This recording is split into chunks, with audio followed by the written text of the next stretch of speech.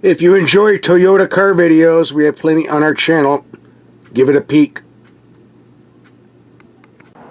This is the 2017 Toyota 4Runner, the factory's top-of-the-line off-road SUV.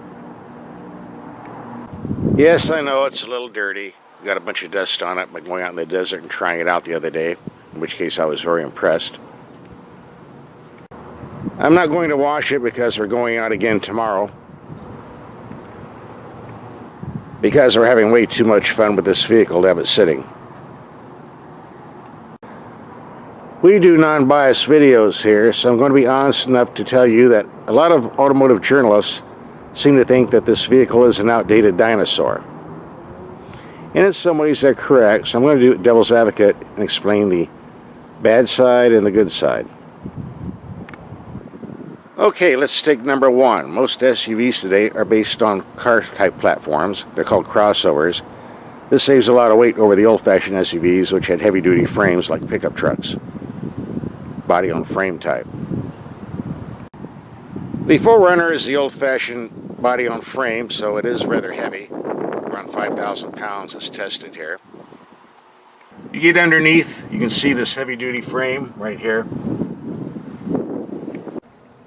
Number two, while many off-roaders have 6, 7, 8, even 10 gears, this Toyota makes do with 5. When's the last time a factory made a 5-speed automatic? A jillion years ago. The combination of heavy weight and the 5-speed automatic result in fuel figures that aren't exactly impressive. 17 city, 20 highway with a combination 18 mpg. Number three, most off-road vehicles today have a simple knob on the dash to select between 2-wheel drive and 4-wheel drive. And no, that's not it. This is the air conditioning knob. I'm just using this as an example. But instead of a simple knob, you have this big heavy-duty lever you got to cram up for 2-wheel drive and yank back for 4-wheel drive. This was back in the days, you know, when men were men, and well, you get the idea. Don't see too many of these anymore. And worst of all, instead of a push-button start, you actually have to stick the key in the ignition to start it. Wow, how 1980s, right?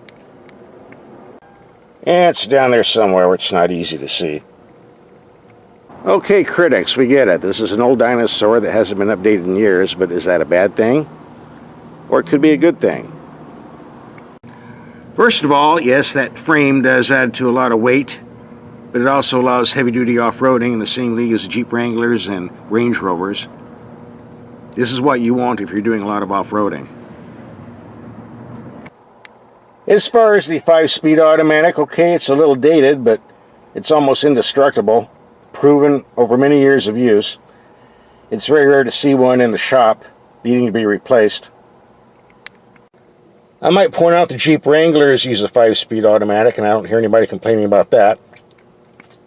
As far as this antique shift lever, oh, come on. Who really cares? If you can't operate this, you shouldn't be driving off-road. And as far as putting a key in the ignition, come on. Wah, who cares? I will admit that 20 mpg on the highway isn't very good, but how often do you drive a vehicle like this on long highway trips?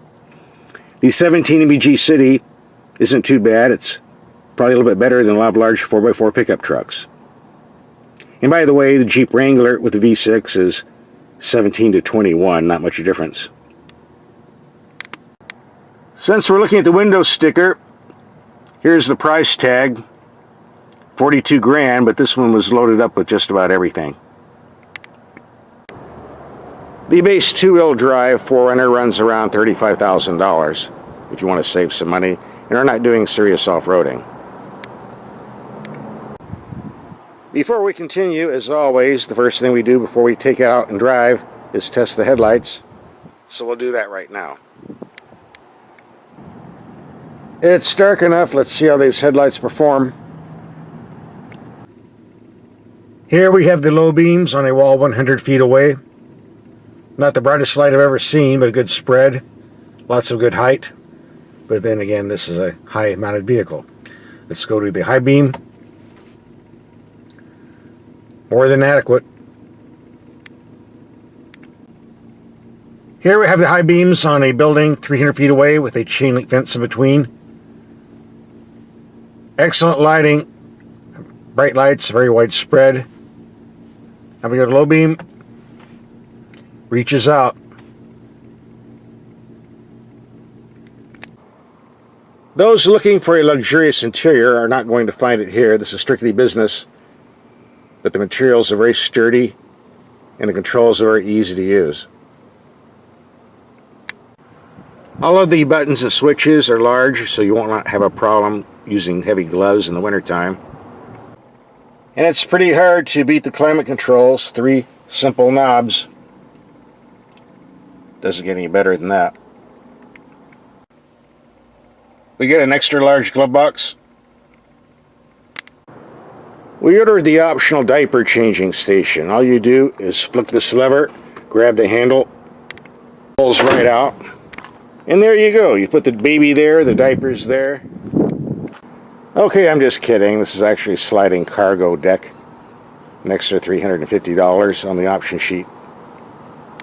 Slides right back in place. There are 2 features I really like about this vehicle. Number 1, you're sitting high off the ground, so you can see everything and everybody all around you. Of course, that is if you get the optional bigger tires.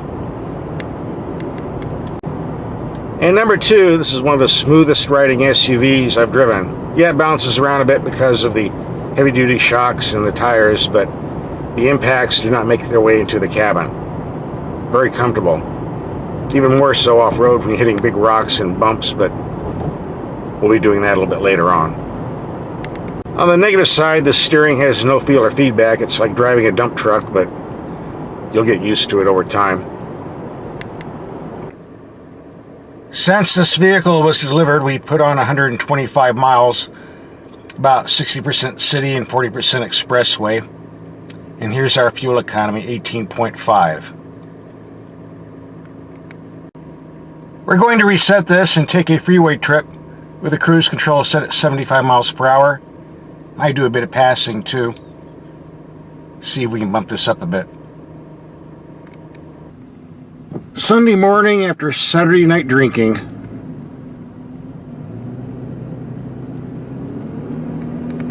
Jeez. Who left this kid in my vehicle? What, you drinking stuff in here? Gonna spill all over my leather upholstery? It's a sippy cup. Beat it, kid. You bug me.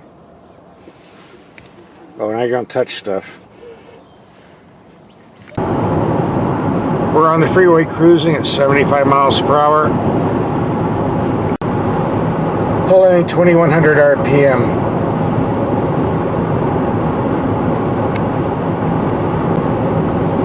If we had a 6th gear, that would be lower, but we don't. So this is what you get.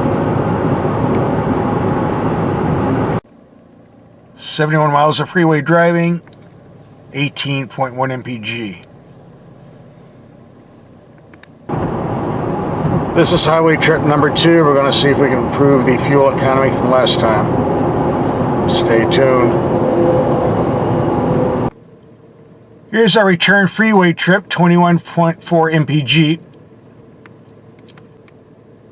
Add this to 18.1 and divide by 2. Gets us just under 20 mpg. Pretty close to what it says on that window sticker. Enough of the freeway driving. Now we're going to do some off-roading. Get this a little dirty. 4 miles of this rough stuff and we're still in 2-wheel drive with no problems at all.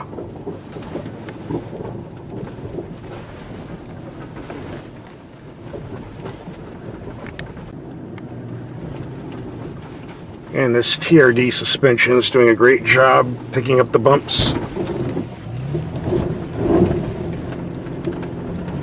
2-wheel drive again.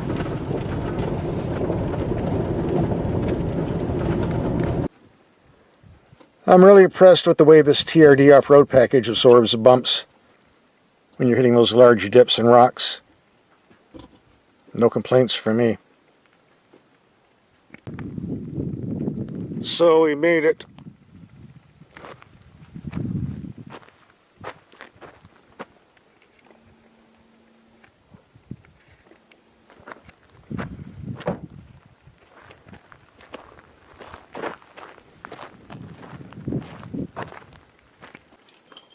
And yes, the last half mile we did have to engage four-wheel drive because this is a very, very nasty road.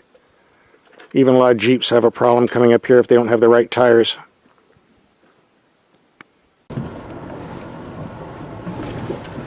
Still humping it in two-wheel drive.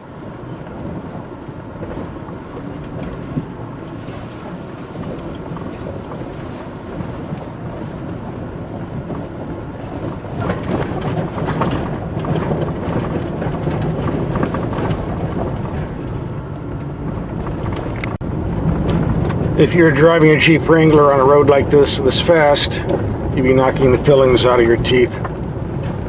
Not a problem with this TRD suspension.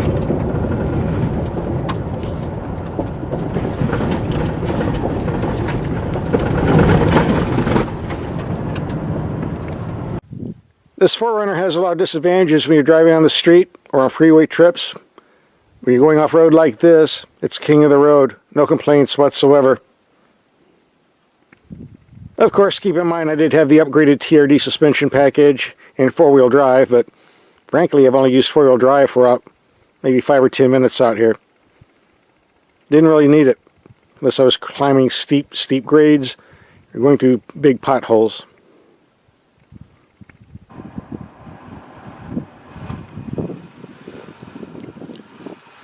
Don't want to fall in that hole.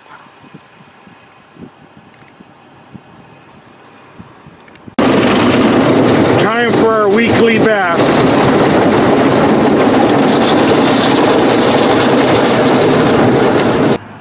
We would have liked to have shown you more off-road video clips, but we need to keep these movies short. So we're going to move on to another subject. A lot of off-roaders like to compare the Toyota 4Runner to the Jeep Wrangler. So let's do a couple of comparisons right off the bat. Can the Toyota 4Runner compete with the Jeep Wrangler? I think the question needs to be turned around. Can the Jeep Wrangler compete with the Toyota 4Runner?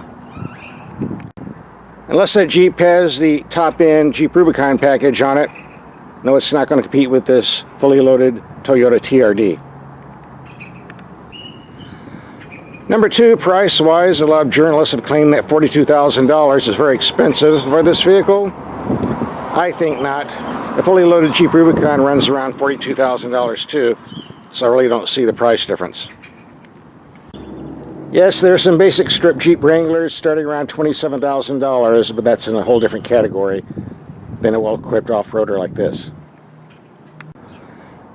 Number three, as far as this being outdated with a 5-speed automatic and fuel economy of 17 to 20 mpg, let's keep in mind the Jeep Wrangler has a 5-speed automatic and gets 17 to 21 mpg. Not much of a difference in my book.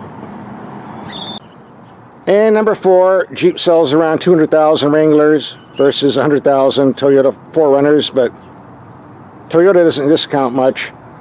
Jeep gives big discounts, so that's a deciding factor there. But one of the reasons those 100,000 Toyota buyers don't worry about discounts is because they appreciate high quality and reliability, which is what they're getting with the Toyota 4Runner. It's no fun to go four-wheeling in the boondocks and have your vehicle break down on you and have that long high comb. It doesn't happen much with Toyota off-road products, and that makes it worth a high price by itself, at least in my book. If you're looking for a good old-fashioned rugged machine that's going to be spending a lot of time off-road, this should be your number one pick if you're going to do a test drive.